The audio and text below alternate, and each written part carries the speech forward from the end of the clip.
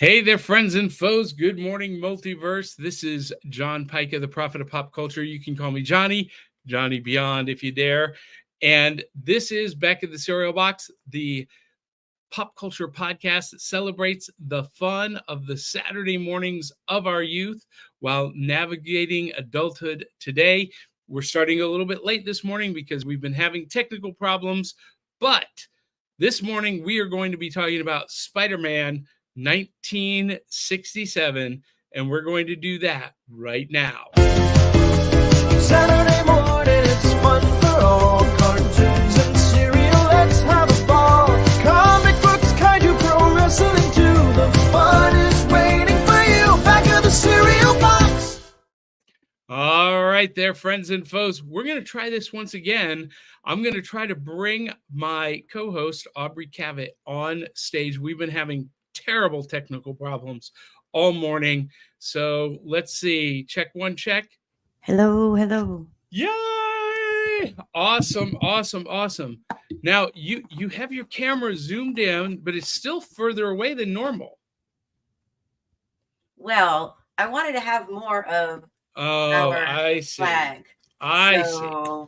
Since it's 4th of July just happened and people are still celebrating this weekend, I thought we'd have some stars and stripes. All right. Well, we are here talking about Spider-Man 1967, and I am Johnny. Avengers comic books, Star Wars movies made me who I am today. Aubrey, tell the folks just a smidge about you. I'm an 80s baby, neurospicy, and a mom and a grandma, and I was the girl playing pinball, saving up my money, buying comics once I was able to get a ride.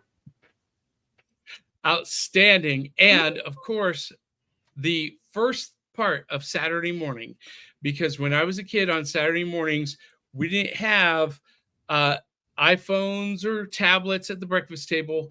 We were literally sitting down to watch cartoons, read comic books, watch kaiju movies, and in between, we were reading the back of the cereal box because that was our newspaper, that was our world. And so the first question of Saturday morning is, what's in the bowl? And I'm hoping we both have the same thing. This was an ordeal to get us on the same page as well. We both have classic life because we are talking about a classic. And Aubrey, when I was watching Spider-Man 67 in reruns in the 70s, it was weekday morning mostly, I was eating this cereal.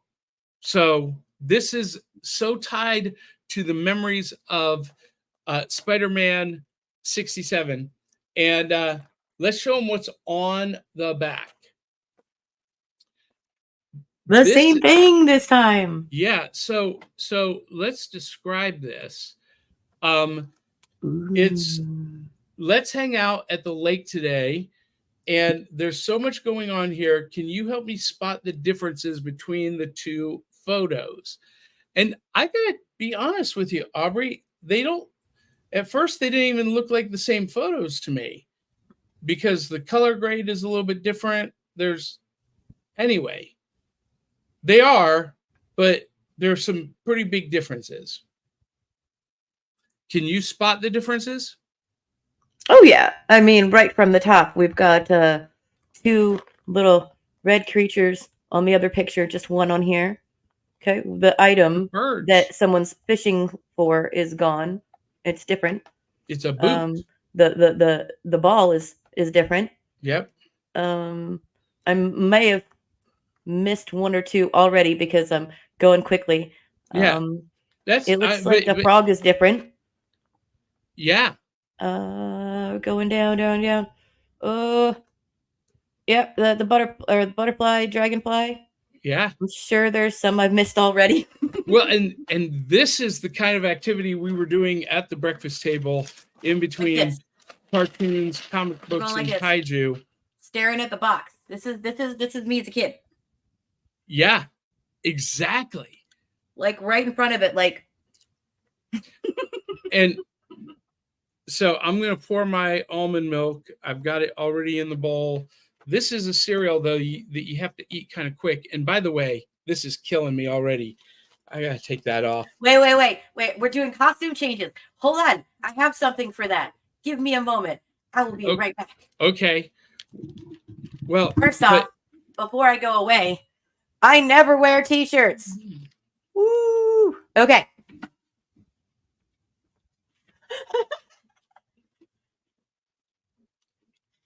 I've lost complete control of the show.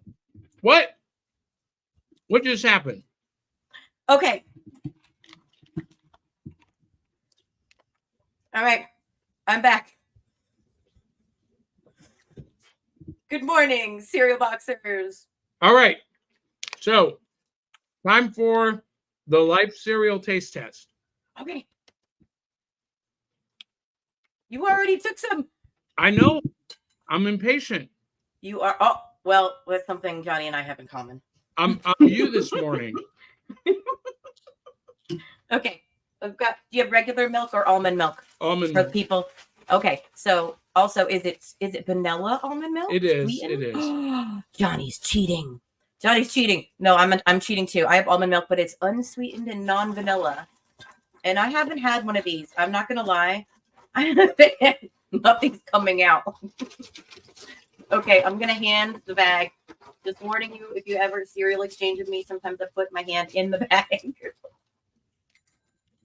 As long as you're the only hand in the bag, that doesn't matter. It's ASMR too. There you go. For those of you listening, I was hand putting my cereal into the bowl. All right. Johnny's already like 5 scoops in. Oh, yeah. Here we go. This is such a good classic. And are you old enough to remember, Aubrey, the commercials? Give it to Mikey. Mikey hates everything. He likes it. Hey, Mikey, he likes it. Let me tell you what, that commercial worked. Because prior to that commercial, Life cereal was like dead on arrival. It was like the old person cereal. Okay, I'm not gonna lie. The first time I saw Life cereal, I was like, ew. It looks like oatmeal. Once it was wet, it was like, ugh. Well, and now that we are old people, it's delicious. No, actually, I liked it after that silly commercial. So good job. Sometimes you pick the right actor. Yeah, I did too. Yeah. This was a favorite of mine. Thank you, Mikey. You're right. When I was growing up. Wait, did Mikey even really like it? Somebody used to do something. Did Mikey actually like it? Or was he just acting?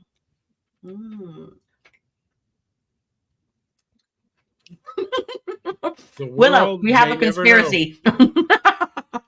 Willow, if you're watching, please, I hope to say hi. We're talking about a Canadian, American conspiratorial thing. Spider-Man was, Canada and America working together. We had Canadian voice actors, and we had American artists working together for a common cause of comics and Spidey.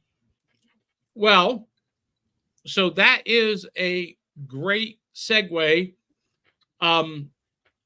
We are talking about Spider-Man 1967, and we'll get to audience comments in just a minute, but we're going to start with the tail of the tape.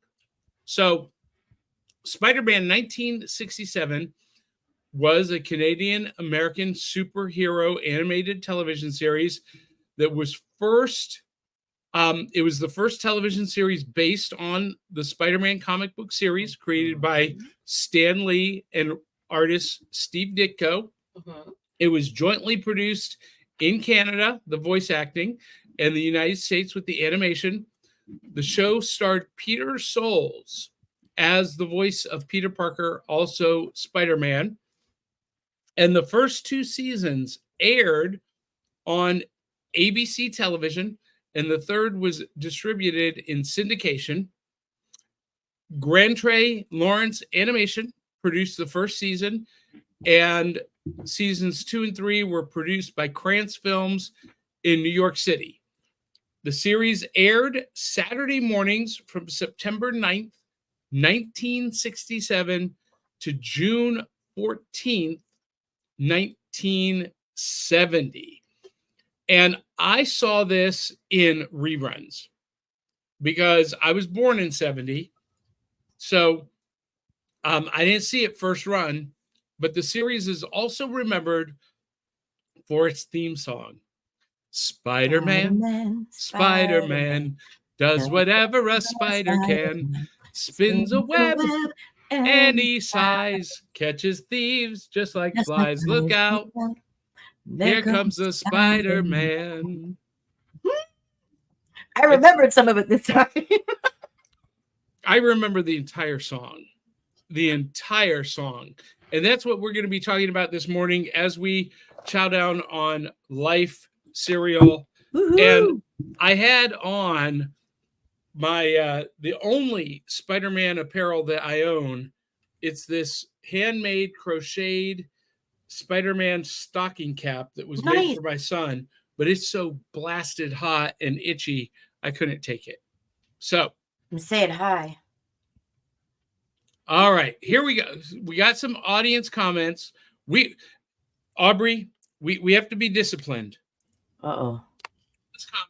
What? Well, we got to discipline on. We can't. We got to go in turn. We're not going to jump the line for audience comments. Says the impatient person to the impatient person. I know. You want to go. Dave Mattingly says, "Good morning, Box Tops." Good morning, Dave Mattingly. And Dave Mattingly says, breakfast man, does whatever a breakfast can. Start your day with a smile. Makes the internet worth its while. Wake up. Here comes the breakfast man. That is my new theme song. That is unbelievable. That was perfect, Dave. Why weren't you writing for us way sooner than then? Oh, he has been. He's been writing for us for 4 years. Wow. Okay. See, Aubrey forgets. Amazing. Aubrey forgets that we've been doing this show now for 4 years because she's only been with us for a year. And so in her microcosm, this show is only a year old. 4. Well, happy anniversary to me. Has it been a year this week? It is. It's been a year. It's been a year, like in the last 3 weeks, I think, is when you called me up. Okay, so Johnny called me up one day. I was at my friend's house swimming. This is a true story. And I told my friend, I was like, he wants to talk now. And she's like, now? You now? And I'm like, I guess now. So I go to the other room and my face was like, like he had said something in passing, maybe, about me joining the team here at Back of the Cereal Box. But I never thought in my wildest dreams that I would say yes. Because even though I've done stage and other things in the past, I took a long hiatus from the screen or the stage to raise my kids and be married and then change my life completely and become a totally different person. So I had no idea this would happen, but I am so glad it did because I am delighted to represent all of the kids who would throw a costume on at the last second just to watch their favorite superhero. Cape, mask, or whatever we threw on. Princess, villain, or hero. We were all from the same group, and I proudly, unashamedly, eat my cereal backwards still. That's hysterical. Dave adds some lyrics to the song. At the break of dawn, on your video screen, with pajamas on, he enlivens the scene. Breakfast man, does whatever. I love that. Tony, or Dave. This is great. This now, is absolutely great. Tony I is with us. He says good morning. Good morning. And Tony I is old as dirt, so he remembers watching this in first run. I'm kidding, Tony. We did not hear that. Chris Vaglio from Song Swap Showdown is here. Woo! Let's do it. Go, Johnny. Good morning. It's Chris, by the way. I knew that. And speaking of which, I forgot to run this. Speaking of Chris Vaglio. Hey, everybody. Chris Vaglio here from Song Swap Showdown. We are your weekly musical throwdown podcast. Each and every week, my co-host Amanda Sharp and I each swap 3 songs with each other that we may or may not have heard before, and then we rate those songs at a scale of 1 to 5 records, with 1 being a hard pass of a song and 5 being heavenly music to our ears. The songs are chosen by spinning the wheel of themes at the end of every single episode. But today, I am here to let you know that your weekend is not complete unless you started off by watching Back of the Cereal Box with Johnny Beyond and the rest of the crew. Love you, Johnny. Keep up the amazing work and rock it. Song Swap Showdown is for Monday mornings, what we are for Saturday mornings. Yes. You definitely need to check that out. Start your week that way. And we also need to thank our other Patreons, our patrons in the comments. Woo. They help make this show possible. And you can be a patron at patreon.com/cerealboxpodcast. And that would be a lot of fun. You get all kinds of cool bonus material. And of course, we are brought to you by Tales of the Decoverse. This is my book series, and officially on Wednesday, The Rise of the Impossibilists released to Amazon, Barnes & Noble, bookstores across the country. You can get Volume 3, Rise of the Impossibilists, right now. And nice. Yep, I'm super excited about it. Super excited. So as we go, man, we got a ton of comments. So Chris Vaglio says, good morning, Aubrey. Good morning. Angie Welfare says Queen Audrey. No, it's Aubrey, Angie. But that's okay. That's Queen so Aubrey is here. And Aubrey has some great machete skills. Somebody has been watching your Instagram reels. I'm not sure all about celebrate, in our own way. So tell us, for those of you who missed it, Aubrey and friends totally abused a watermelon. You should not use that so freely. That is a word that is okay. For the record, audience, okay, don't listen to Johnny. I didn't abuse nothing. It was willing, You can't abuse anyway. So long story short, I bought a watermelon. I purchased that watermelon. I am allowed to do whatever I want with that watermelon after I purchase it. So my friends, some of us like rock music. Some of us like a lot of fun goth things, and some fun friends were at my dear friends get together for 4th of July. And we were all kind of sad because we were pretty sure we were going to get rained out. There was 2 large clouds of rain that were coming towards Columbia, Tennessee, which is where I live. I probably not sure I should have said that on the internet, but okay. And so where we were, we had some rain, and we were worried we were not going to be able to do anything too fun outside. I brought lawn darts with a mini pool there. Needless to say, I forgot the birdie for the badminton set I brought with me, but it did not matter because we got 4 watermelons that got purchased and brought there, and one of them was mine. I did not advertise the rest of the watermelon machete hammering, and I did clip my my video short just to let you know.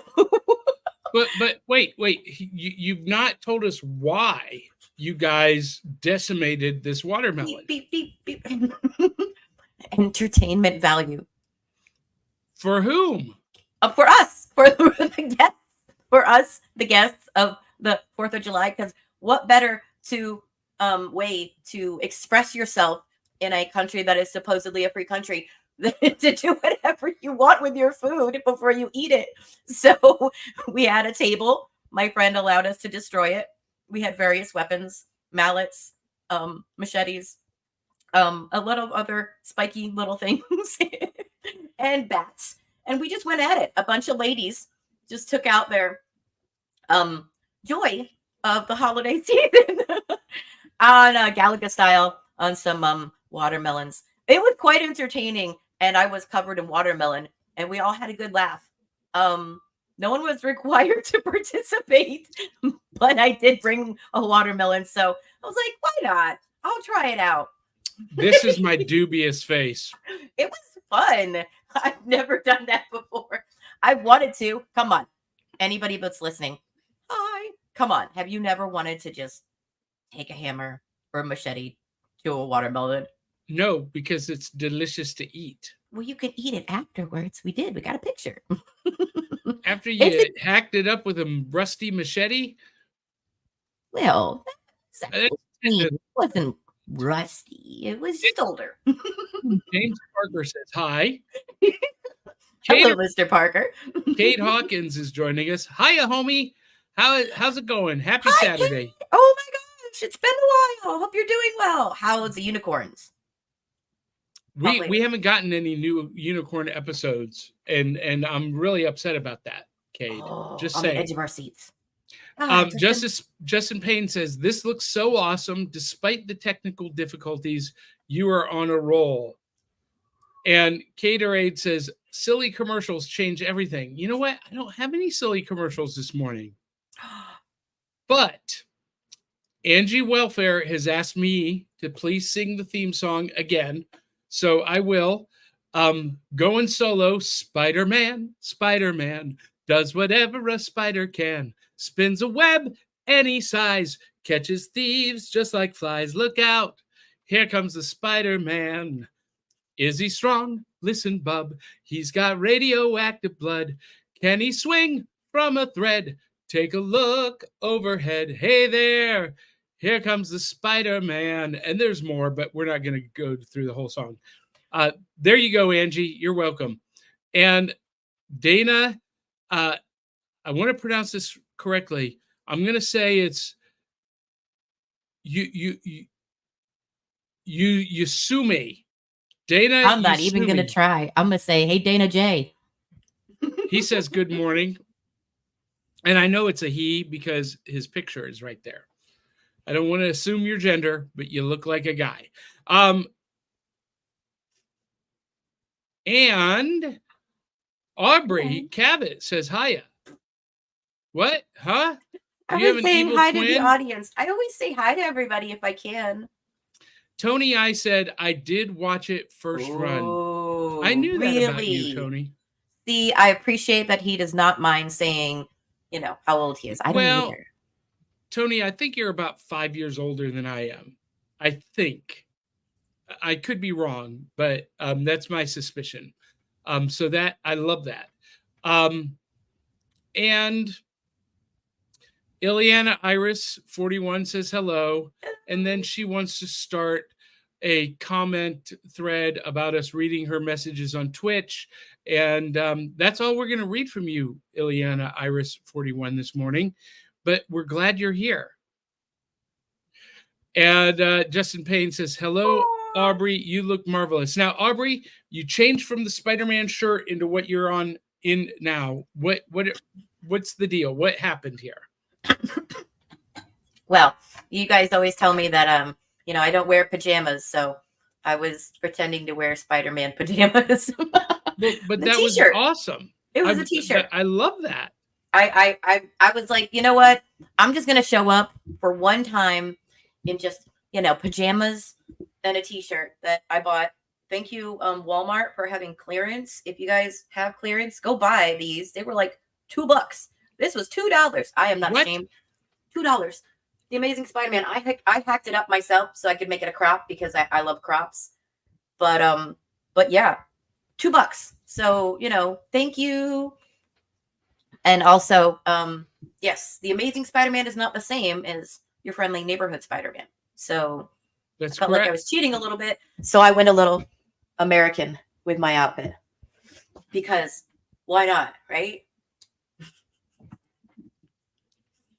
What are you gonna do when we're live in a television studio on MeTV or Discovery Channel, and the producers mandate that we wear pajamas? I will wear something under the pajamas. That's fantastic. You know, this is Always a thing be yourself, that kids this and is adults. a thing that some people, well, unless you're acting, and if you're acting, then you play the part that you've been given. But this is a thing that some people like Dee Barty, who used to be with us. She was conscientious about wearing pajamas on air, and she was like, I don't want people to see me. And I'm like, but it's just clothes. It's just a different costume. One of these days, I might take a little video and put it on my Instagram of what my pajamas really look like. They are not what people expect.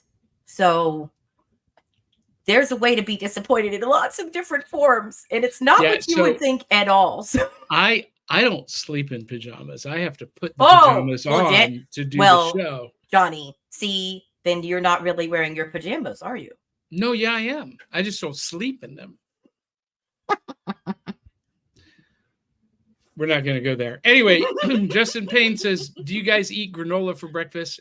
Sometimes, absolutely. And Angie Welfare says, I love me watermelon too. Tony I says 11 years older. Okay. Whoa. Okay.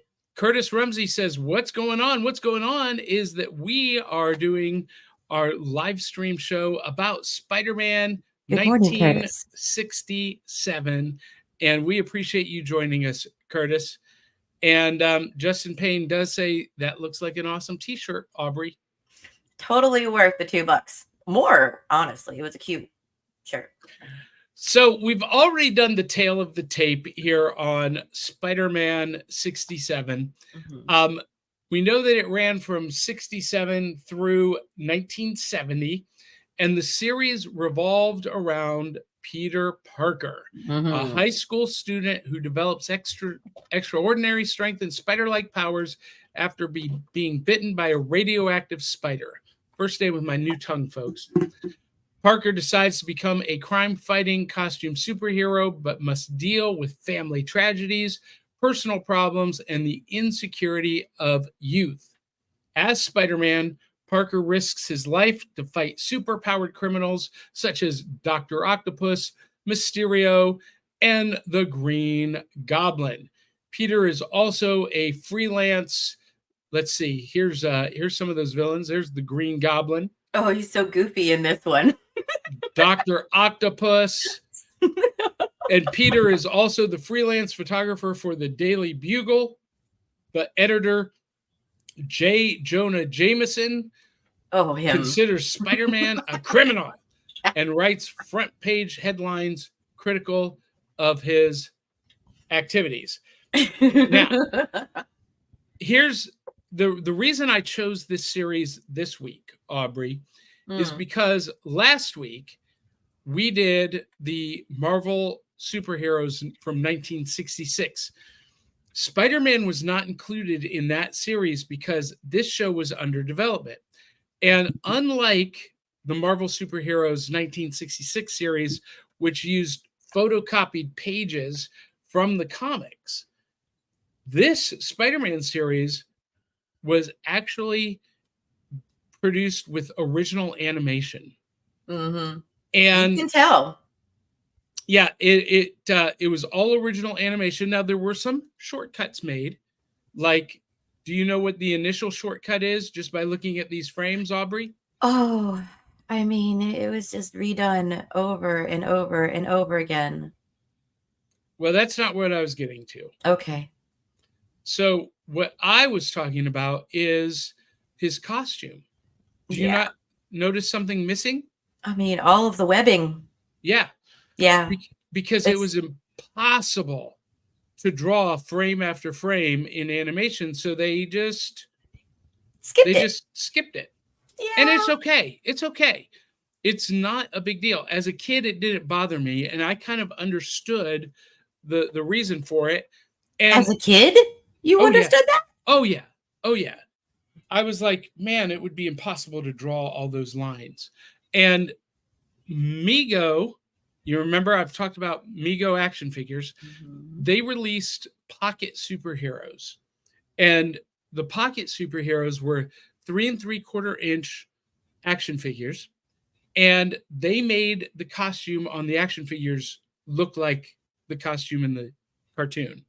So it was perfectly acceptable.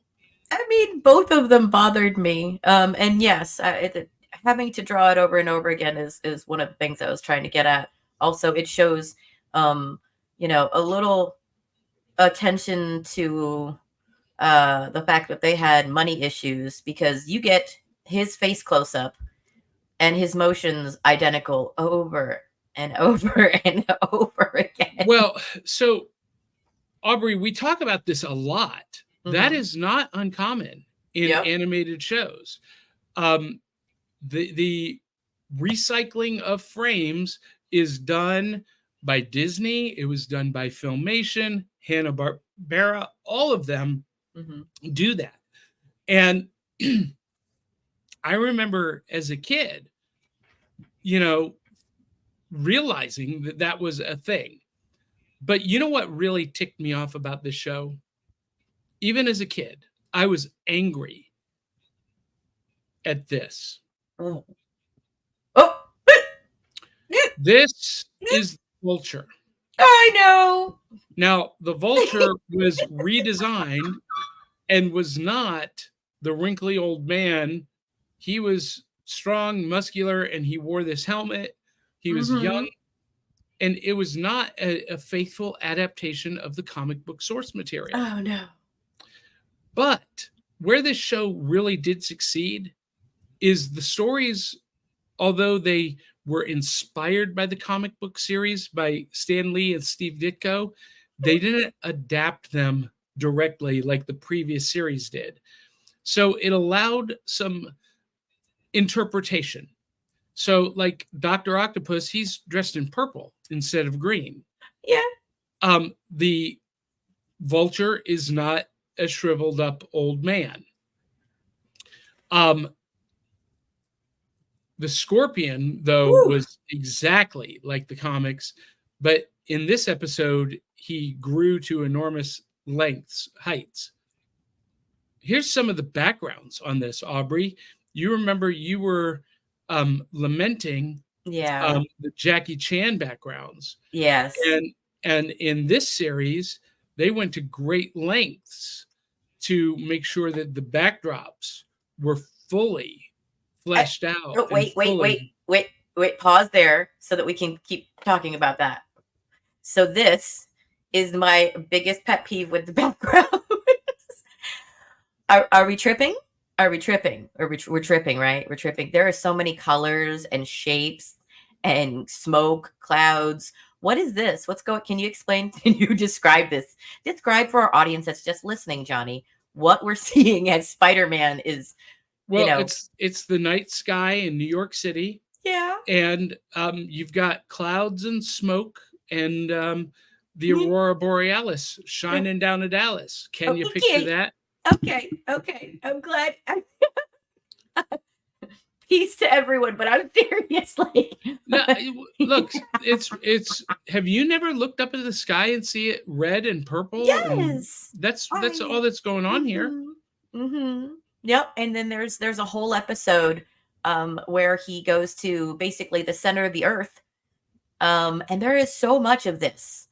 There is, see, that's beautiful. That is great. I love that panel right there.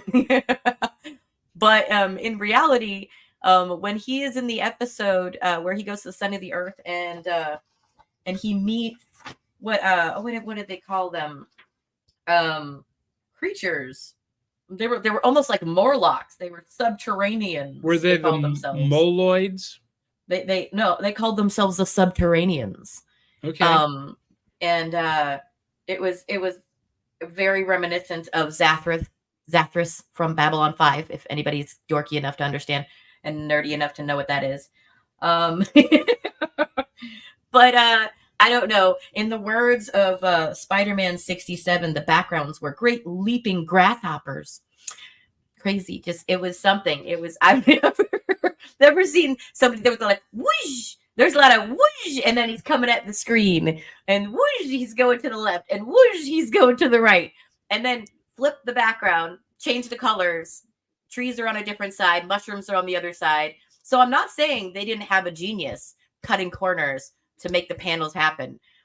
But there was some very pretty colors in the background that I was like, this is the 60s. This is the late 60s, early 70s. But then the music, the jazzy, almost sexy music when he's flying through the air in almost every episode. It dates it, but it's kind of worth it. Well, the music was wonderful. I thought the voice acting was fantastic. Oh, yes. And, even though they were inspired by the comic stories, they weren't, doing literal adaptations. And so that allowed for some of the writing to be a little bit more sophisticated. And maybe the biggest shock to Spider-Man fans was that there was no Mary Jane. Yeah. This revolved around Peter's romance with Betty Brant. Yes. J. Jonah Jameson's secretary. She was always sticking up for him on this show. Yeah.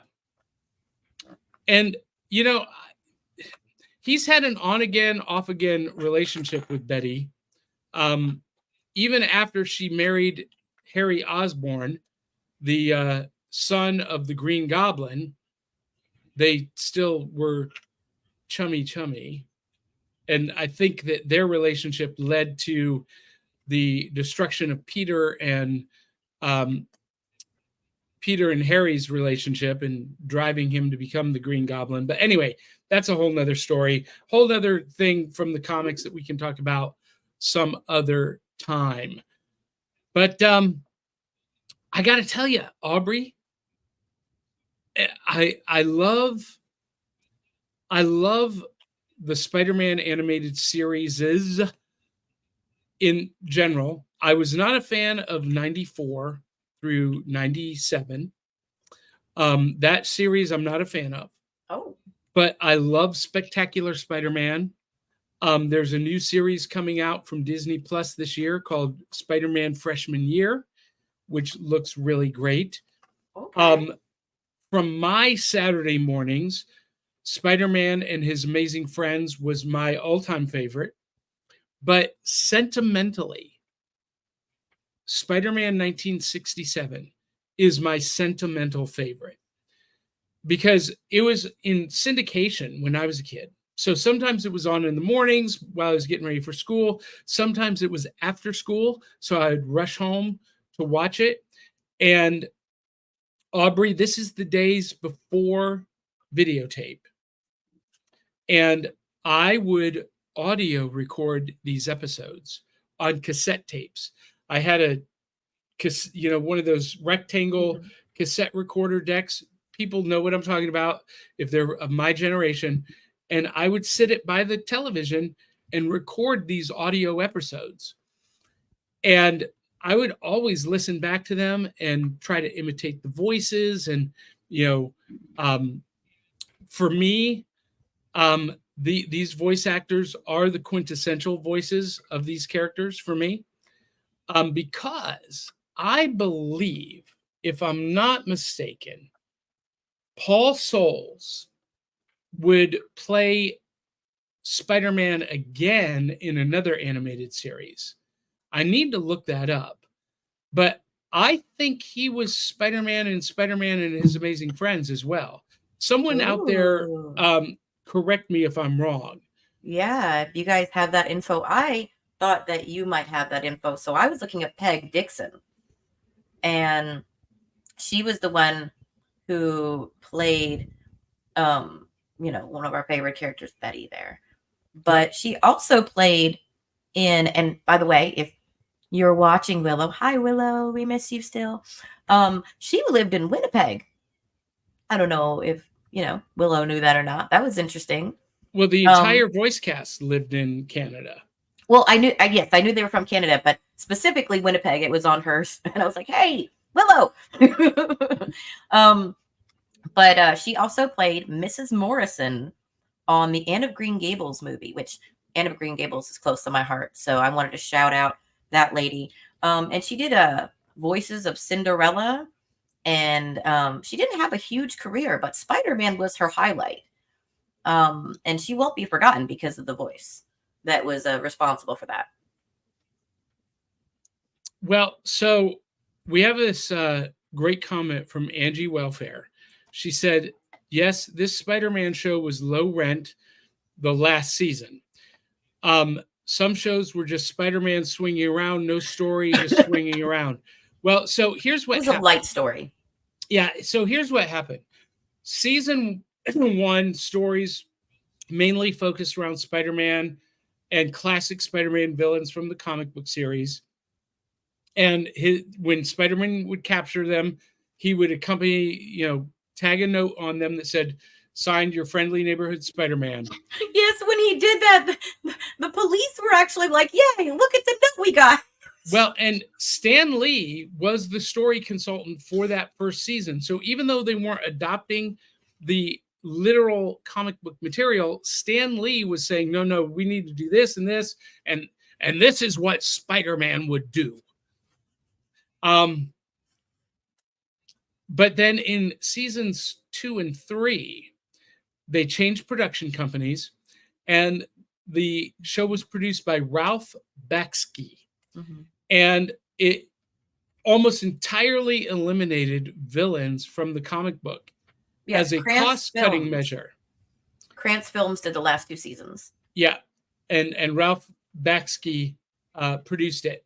And it was a cost-cutting measure. And they went in favor of generic green skin, magical monsters, the Subterraneans, as you mentioned. And this enabled the reuse of stock footage from Rocket Robin Hood, which was another animated series produced by Bakshi.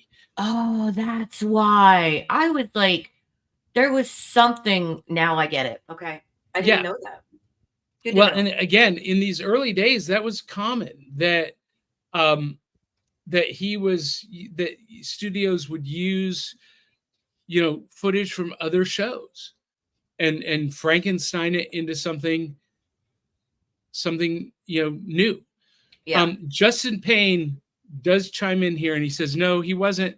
The actor who voiced Spider-Man in Spider-Man and His Amazing Friends was Dan Gilvezan.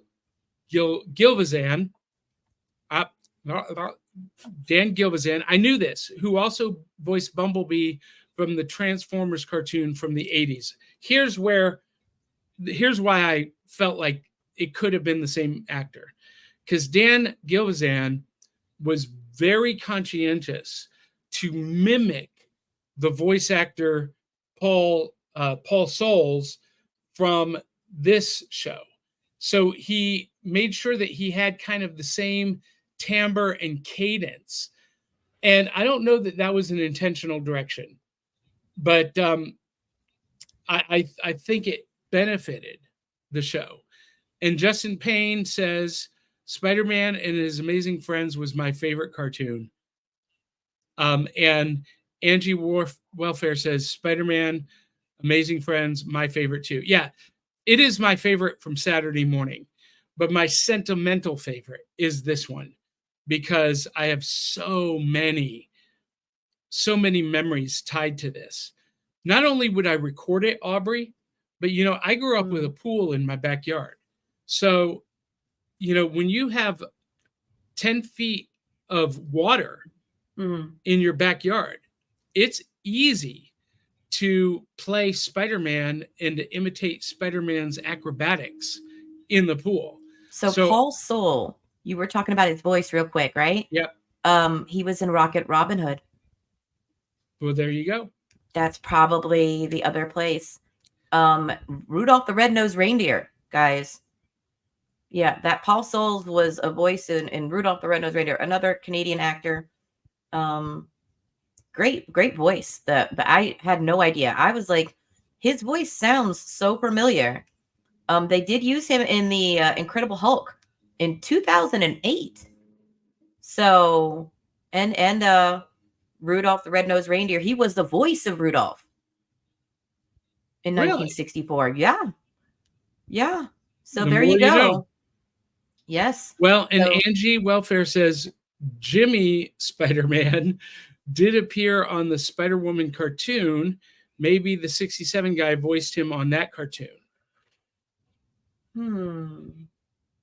I didn't see it, but we'll have to look up some more and see if there's anything else. I will say that if anybody remembers, this is the meme Spider-Man. Spider-Man pointing at Spider-Man. Okay. This was enormous. And it was so big that, this was voiced about in the new Spider-Mans that came out. They came back and they were like talking to the old Spider-Man. They they had to was it Earth 67 is what they call this in the whole universe. So this is Earth 67 in the Spider-Verse movies. Yes, yeah. When 2099 encounters him, the local Spider-Man, this guy, that 2099, he was the Earth 67 from that was Jorma Takome that voiced Spider-Man for that, the Earth 67 Spider-Man. Just a little tidbit of information there. But I have to say, Paul Soles was a very good voice actor. I would not have pegged Rudolph for Spidey, but he also did 3 other voices in the show. He did Ox in the episode Fantastic Fakir. He played Fakir and the Vulture. So he did 3 other voices in the Spider-Man world, but he took it very seriously. Like, I watched a bunch of episodes. The episode what I'm talking about, where it's double identity, he's playing Peter Parker and himself, but his shock about seeing himself, he's a good actor. Like, you'd think he would just like dial it in for this first cartoon. Why would you think that a professional actor would just dial it in? Well, some of them back in the early 60s, I'm not going to lie, they were not taking the comics and the superheroes as seriously as we do now. Like, our fans are adults, a lot of them, and they're hardcore. Like, they're going to talk about the Easter eggs. They're going to talk about, the eye color changing versus panel to panel, that kind of stuff. But back then, actors were like, really? You're going to put me in a cartoon for kids? They weren't taking it as seriously, I think. I don't think that's now. Accurate. As now. I don't think that's accurate, Aubrey. No? Because the first gigs actors had apart from the stage before films was radio. Oh yeah. I love radio. Most actors made their living as vocal voice actors, vocal performers. So animation is no different than radio. So what's your opinion as the audience? Do you think that that comic and cartoon shows were taken as seriously when it came to jobs back in the 60s and 70s when we were, the big deal still when the beginning of this was in color. So versus now, I feel like we have a much more avid, voracious audience for this. And people take it 10 times more serious when they get, a comic or a cartoon televised or a movie job. Well, audiences, see, I think if you're a professional, you're a professional. Oh, regardless of what form it is. But you are right that audiences are far more attentive and critical than in previous years. By the way, can you guys hear that lawnmower through my mic? Our neighbor decided to get up and mow their lawn at 8:00 on Saturday morning. You get done what you can get done when you can get it done, right? Even Spidey knows that. Jameson would argue he doesn't do his job enough, but you know what? See, Justin Payne answers your question that actors don't really care about the source material. They just want the paycheck. This is true. They don't care about where the material came from. They don't care about the accuracy or the, maintaining, the source material, maintaining the integrity of it. They don't care. All they care is that the money's green and that they can deposit it in their bank account. From my perspective, I think it depends on the artist. Well, listen, if you ask actors like Michael Caine and like because he's in every movie ever made, and what Tommy Lee Jones. Oh, Tommy Lee. They're all like, it's a job. They pay me, I show up, they pay me, I go home. And there are a lot of actors that is all it is to them. It's a job. And I don't think there's any actor out there who would turn down a job because they're like, they really didn't interpret Captain America the right way. I don't think that will ever happen.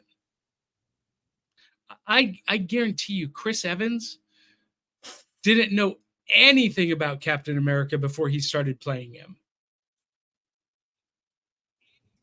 I know this for a fact. Well, and I don't think he knows anything about him after playing him.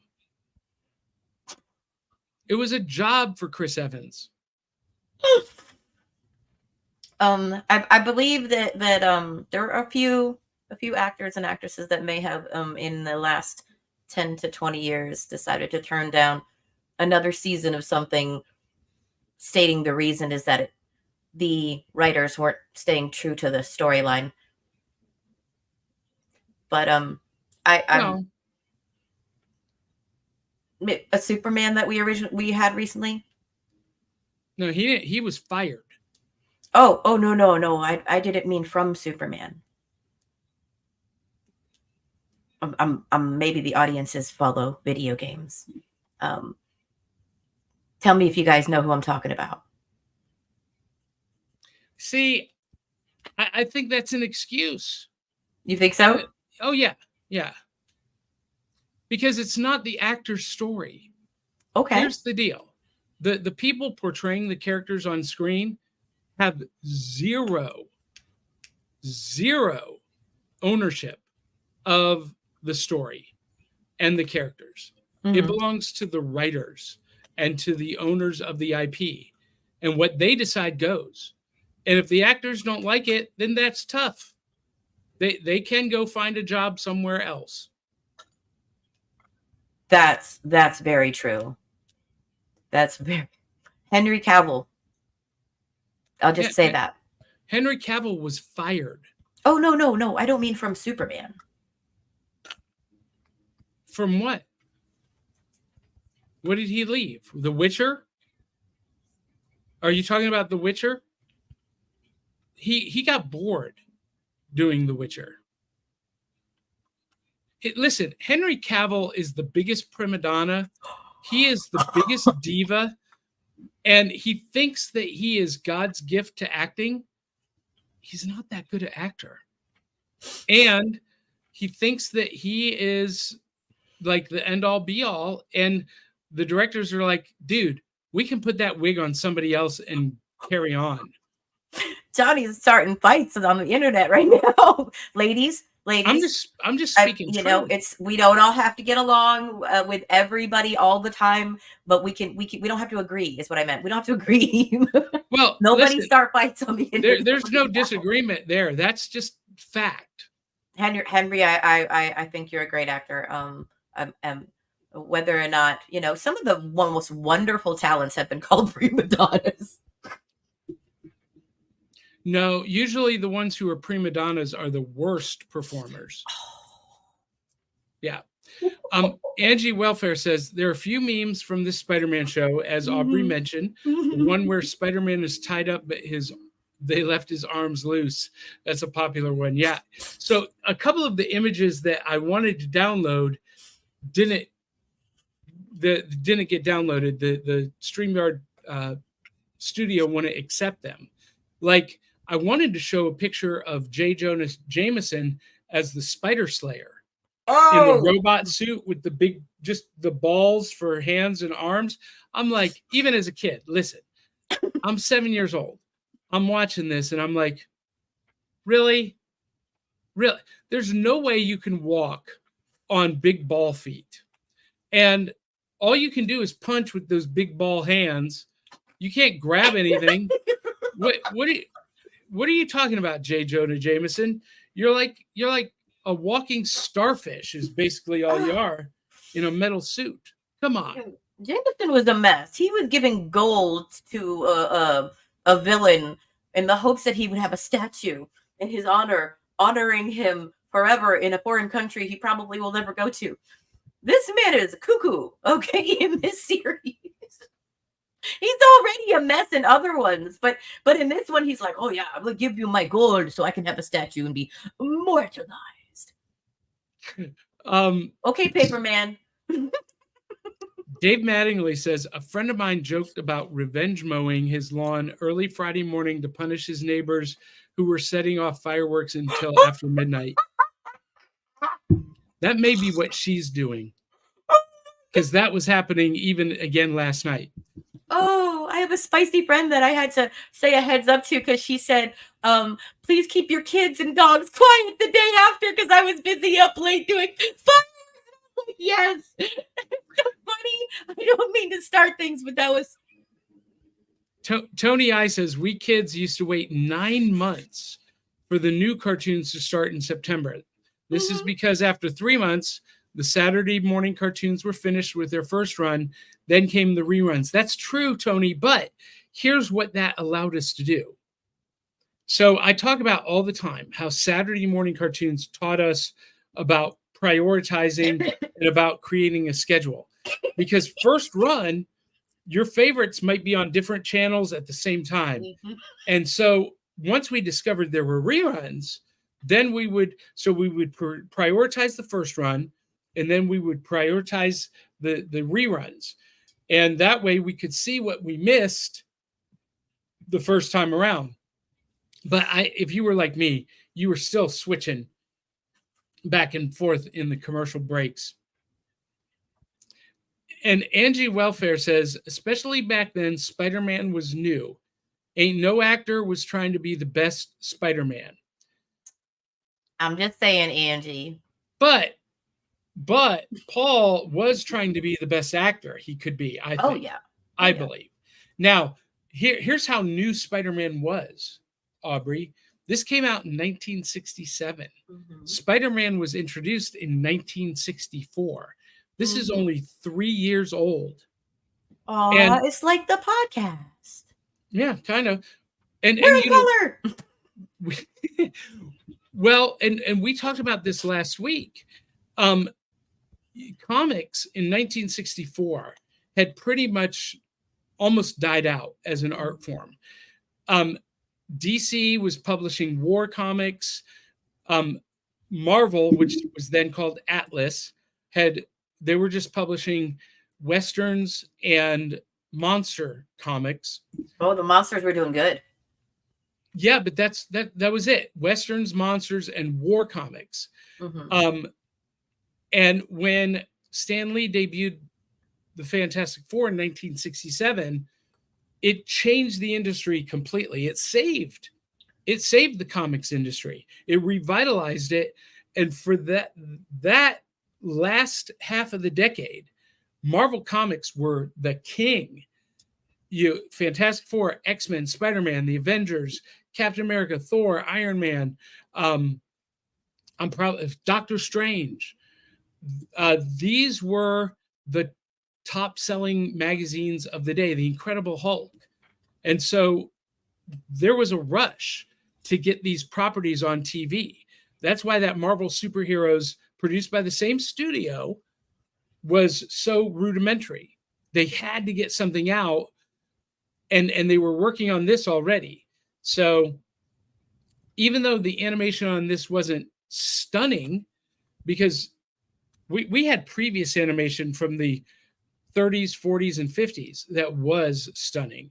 The Warner Brothers, Looney Tunes, Tom and Jerry, the Max Fleischer, Popeye.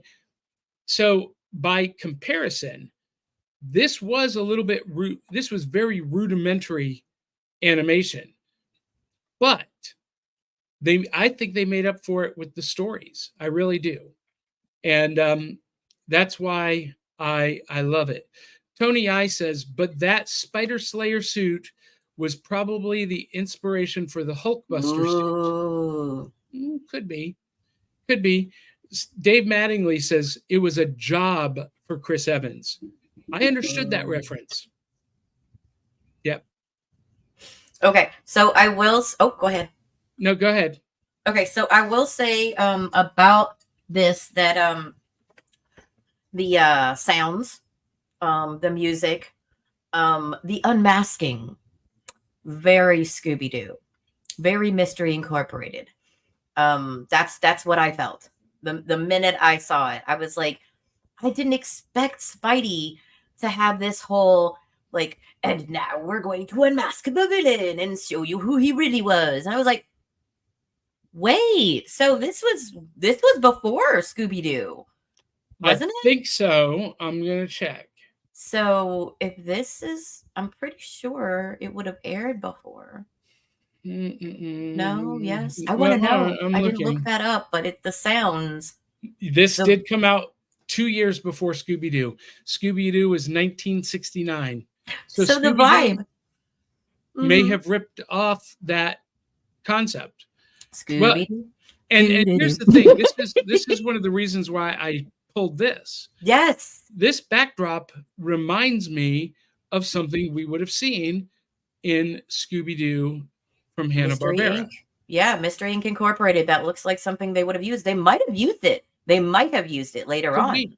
Could be what we know about recycling between companies and the kind of the incestual relationship that animation companies had.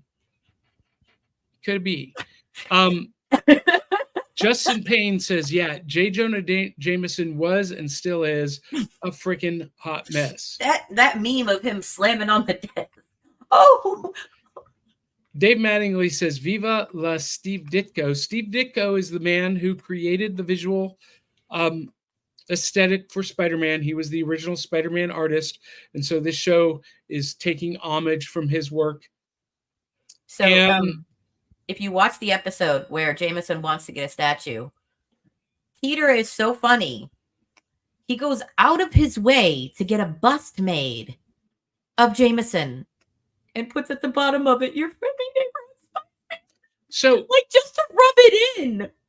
So Justin Payne corrects me. I said 1964. It was 1962. Oh. And Fantastic Four was 61. But regardless, it's still what revitalized and resurrected the comics industry. And Angie says your comics history is a little off. Angie, I previously said superhero comics were dead. That's what I said. They were publishing war comics, monster comics, science fiction, westerns, and Showcase number 4. I'll have to look up Showcase number 4 because by the 60s, because comics were all the rage in the 30s and 40s, but by the 60s, superhero comics were dead, and it was Marvel that revitalized it. And Justin Payne says, Brad Parnell says, am I on Facebook or YouTube? I'm so confused. You're on Facebook, Brad. And we love that. Angie is on Facebook. Marvel got in on the new superhero craze with FF after hearing about how big sales on Justice League of America. I'm not going to disagree with you. I'm going to go do some research on this, Angie, because I do know for a fact that Stan Lee came into the Atlas Comics offices, and the offices were empty and cleaned out. He was a copywriter, and he came into work, and nobody was there. The offices were abandoned. The printing presses were abandoned. So he said, you know what? Excelsior! I'm going to make the kind of stories I want to make. And he and Jack Kirby got to work quickly, and they cranked out Fantastic Four #1, and Marvel Comics was born, and the rest is history. And Brad Parnell says, have you got the bit where Spider-Man and Rocket Robin Hood had the exact same episode? No. We did know that it was recycled. I actually have never seen Rocket Robin Hood.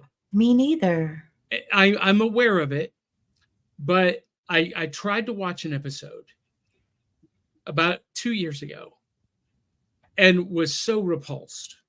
I just couldn't do any more. Oh, so you've seen some of it? Yeah. I've never seen any of that. Yeah. I didn't even know it existed, actually. So, I didn't know it existed until we started doing the show. And it wasn't good. Okay. Well, I will say I got a tidbit here that I thought was hilarious. And if you guys go back and watch it. So, Menace from the Bottom.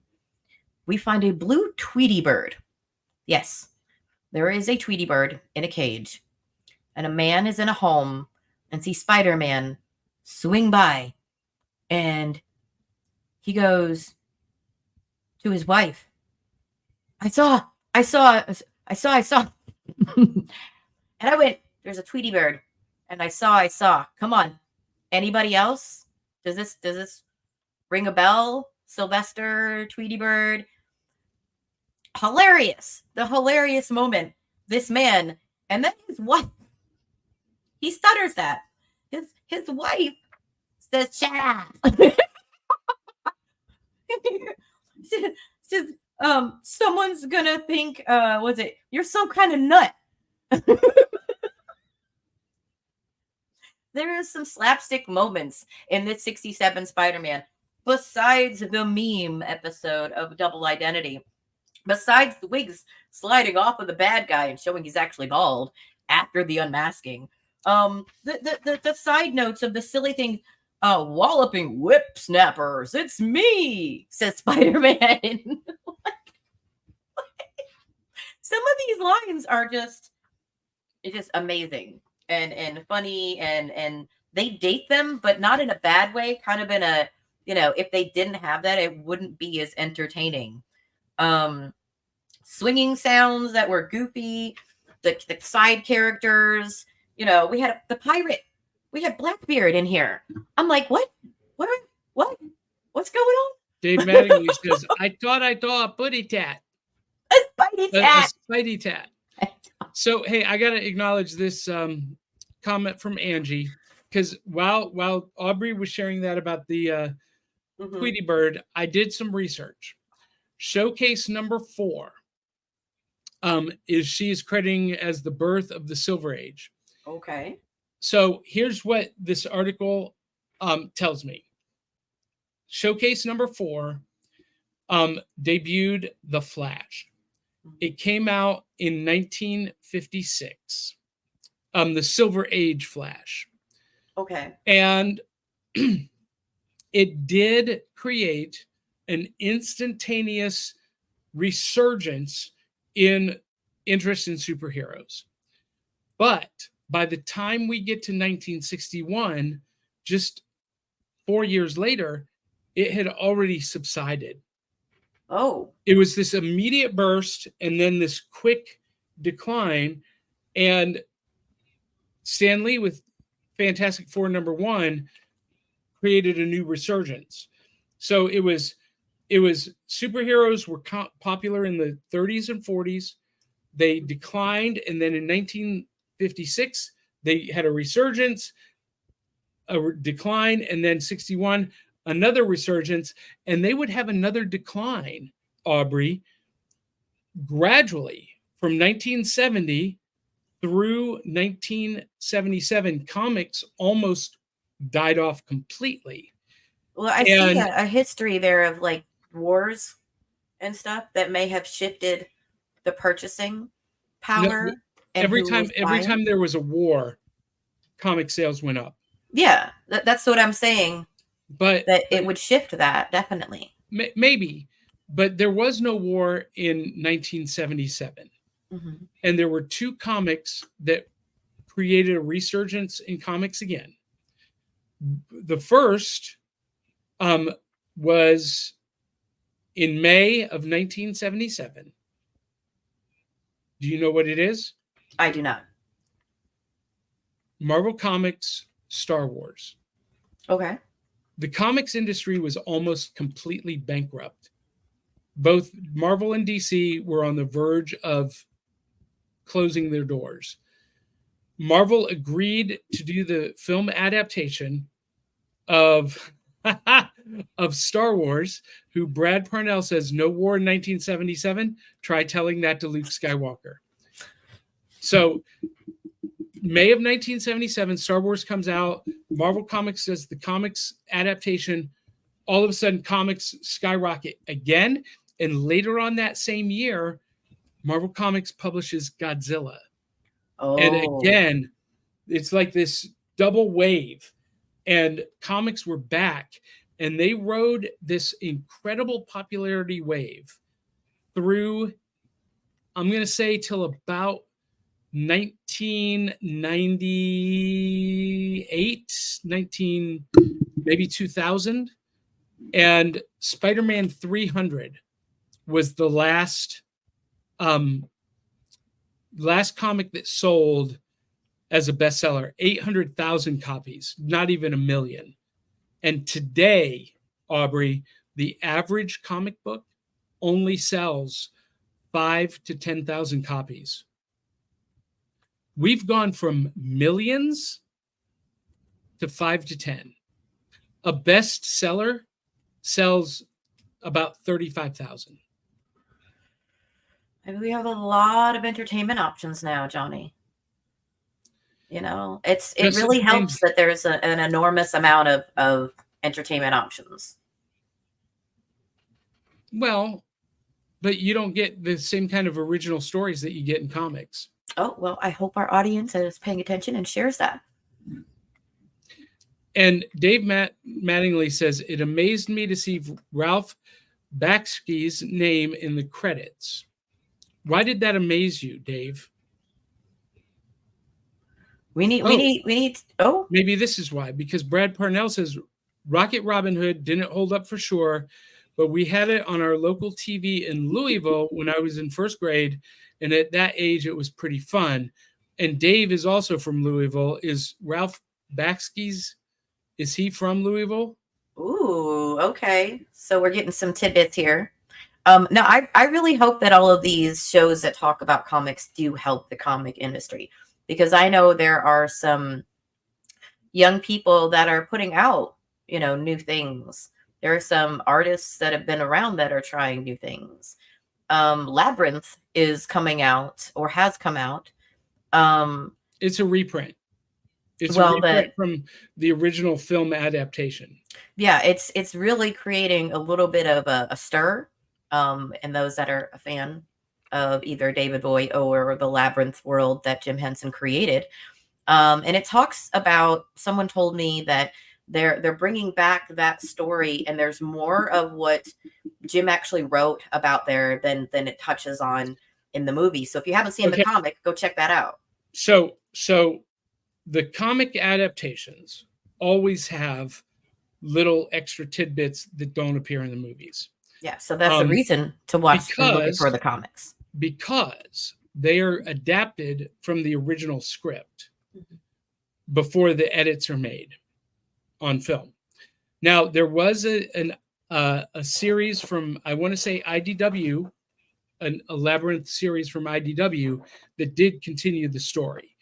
But the book that is on shelves right now that's coming out new, it's a reprint of the Marvel Comics movie adaptation that Oni Press or Mad Cave Studios has licensed. Yeah, so, I got one when we went to Pre-Comic Day. I did not get a free comic. It was one I purchased. But yes, I'm very excited about that. So I will be following that comic. Yeah, it was 3 issues. So there will only be 3 of them. You got number 1. Yeah. Oh, no. Well, yeah. I've got to go find the other 2. The issue 2 is on shelves as of this past Wednesday. Ooh. Aubrey, I post these on our Facebook page and Instagram page every week. What's coming out new this week? someone's not paying attention to our social media pages. I do. I pay attention, just don't see all of them. Well, that's for me and the audience to remember, is that Johnny keeps us informed about the new comics that are coming out. So if you can't remember, much like I can't when we're doing other things, Johnny is there to help remind us so we can grab those when we need to. Yeah, that's why I do it. Anyway, so this is interesting. Tony I says it was great to see Ralph Bakski's name now because of his Wizards and Hobbit animations. And Ralph Bakski went on to be known for Fritz the Cat. Fritz Wizards, the Cat. Wizards, yes. Wizards and other racy animation. I'm not familiar with racies or wizards, but Fritz the Cat, that's pornography. So interesting to see that he worked on Spider-Man. All right, so last comments, thoughts on Spider-Man 67, Aubrey? Spider-Man 67 is worth watching if you like seeing some of Stan Lee's early work, or what it's based on at least, and a little bit of Rocket Robin in there that we didn't know about existed. Also, there's some funny, slapstick moments that, okay, if you want to look for breaking the fourth wall, Spidey did it. Watch the first season. It's in the first season. He looks at the audience. He looks at us. And he says, let's go. I'm like, okay, so there we go. Yeah, there he is. He's already doing it. Here and comes there are the some Spider-Man. Yes, and there are a lot of other amazing moments in this animation that are hilarious and worth watching. And if you like Spider-Man and you haven't seen it, for shame, you need to get on that. It's definitely not new. Well, for obvious reasons, you need to check out the original, the first come, first serve kind of, this is Spidey up on a platter. And Jameson does not disappoint. Yeah, I agree. And Brad Parnell says, you haven't seen Wizards? Oh man, you have got to see that. It's classic. I'll check it out. So my final thoughts on Spider-Man 67. Although there is a little bit of disagreement between me and Angie, I love you piping in, Angie. Please continue to come back. Your insight created a great discussion. So we love that. Also, I love this show. It is my sentimental favorite. I could put it on in the background and listen to it for days on end. It's just really super spectacular. But Aubrey, there's one other thing that we need to do on Saturday morning. When I was a kid, we were reaching into the cereal box to pull out the prize, the toy, and this is what we call prizes from the cereal box, aka New Loot, and this is brought to you by our sponsor, our affiliate sponsor, Entertainment Earth. You can get all of your action figure and collectible needs filled at Entertainment Earth, link in the bio. So Aubrey, go ahead, show us what is in your cereal box. What is your prize? So something that I got early on in getting to know Johnny is a classic. So I had to talk about, we're all about Katy Perry's new album coming out, Women's World, and women empowerment. Yes, I am. Those of us who are into the paying attention to that side of the world. We love all things young and old, women empowerment, and we have some of our early pieces over here in some fun, spicy. I have not gotten to read the whole comic. That is something I will be doing. But look at the vehicle. There is so many amazing moments in this that I have seen when I flip through. Before you read these comics, you need to do some research on Okay. the creator, Dr. Marston. Maybe even watch the movie Dr. Marston and the Women. It will give you an entirely new perspective on Wonder Woman. Really? Well, I am very interested in doing that then. Thank you. Yeah, the innuendo and undertones that are all throughout this are revealed in that docudrama, Dr. Marston and the Women. Really? Yeah, or you just Google it Or and read the Wikipedia entry. But the movie's I better. thought I would show off this because I think this is beautiful that it's a collection that I was able to get my hands on early on in being a member of the podcast. And this is volume 2. So if anyone knows where volume 1 is, I would like it. Yeah, it reprints the classic Wonder Woman comics from the 40s. So that's fantastic. That is fantastic. Well, so speaking of classics, and you mentioned something about when you were talking about Wonder Woman Chronicle class. I don't know where I was going with this, but I found this cleaning out my office, my storage room. This is actually from a cereal box. This is a piece of magic known as the ball and vase. Oh. And you take the ball out of the vase, you cap it, and you take the ball and you make it disappear. And however you want to make it disappear, if you went here, this is going to be out of frame, but the vase is here. How I would do it is I would take it and I would boom, make it disappear. And you come back to the vase after you make it disappear, you cast a shadow and watch, Aubrey,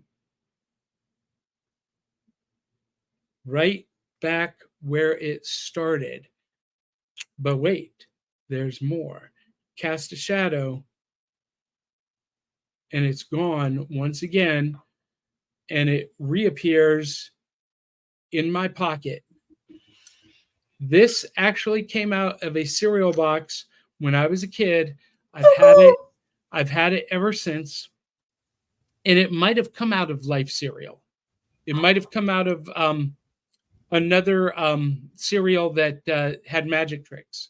Ooh, so that's cool. Ta-da! An actual cereal box treat this morning.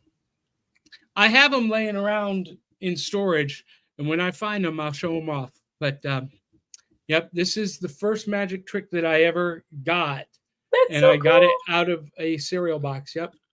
The ball and vase trick. That is so much fun. You guys, I have to admit, when you see Johnny in person, well, I don't know about you, but I'm always like, wait, how do you do it? I love your magic, Johnny. As you should be.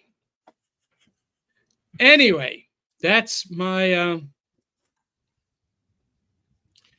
Angie Welfare says, I'm challenging you to a comic book history battle. All right. There's a show for that. Yeah. There's a show that we could do that. Back Issue Breakfast Club would be a great place to do that.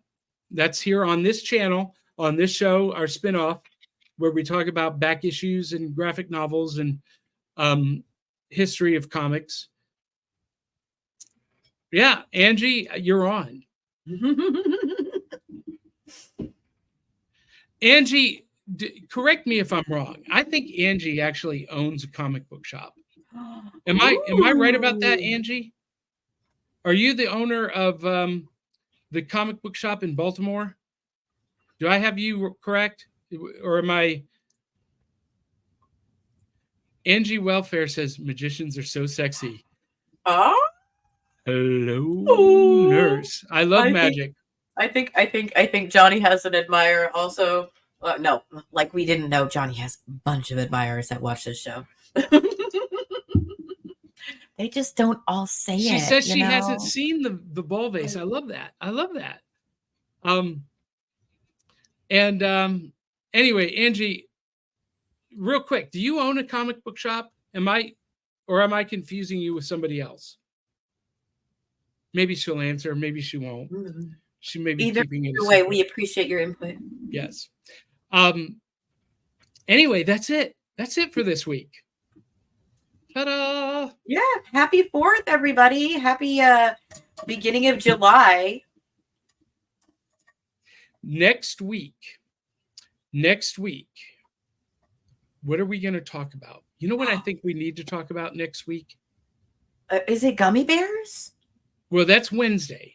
Wednesday, we're doing gummy bears. With Denny Posey, our VIP member. Which you can become a member. Wednesday night. It's exclusive for Patreons, patrons of Patreon. Our VIP members get to host their own episode. And we have a new VIP member, Eli T. Cat. Eli increased his contribution to $20. Oh, wow. Eli. Well, we're going to have some episodes with him on then, right? Oh, yeah. Maybe? Yeah. Wednesday nights. Angie Welfare says next week, Hero High. You know what?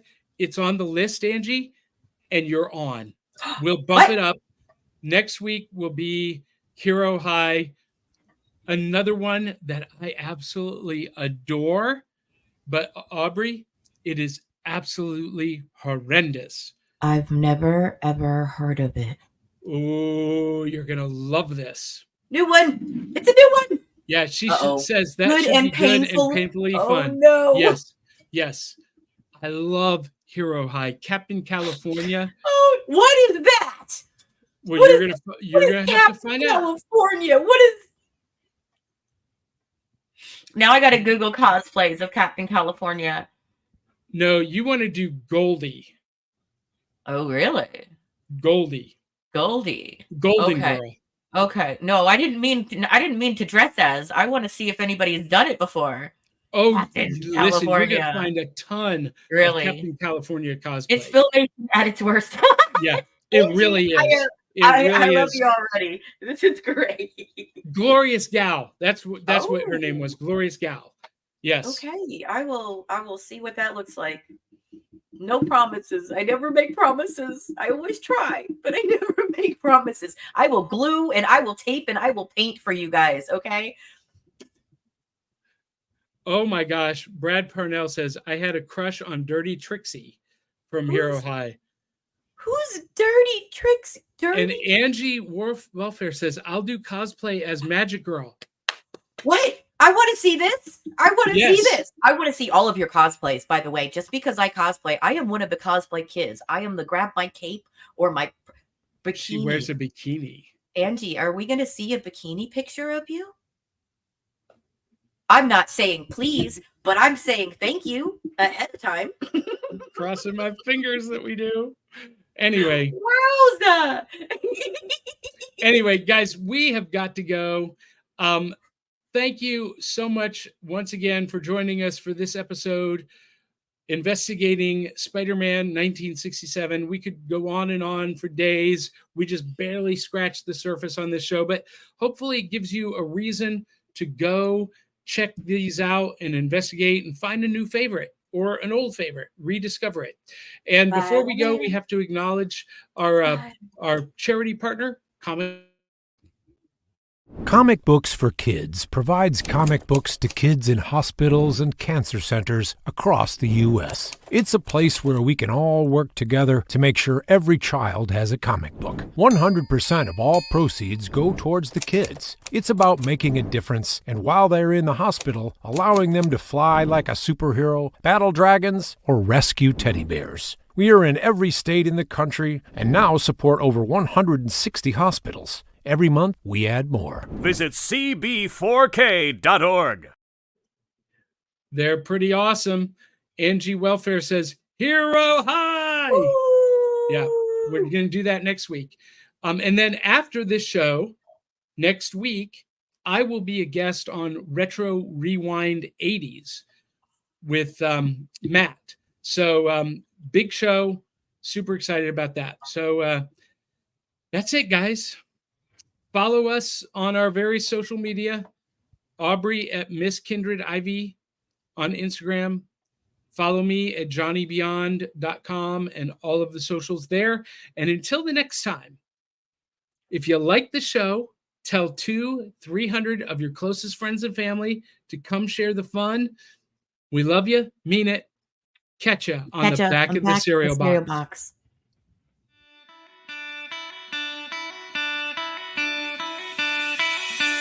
It's like Coca-Cola, Levi Strauss,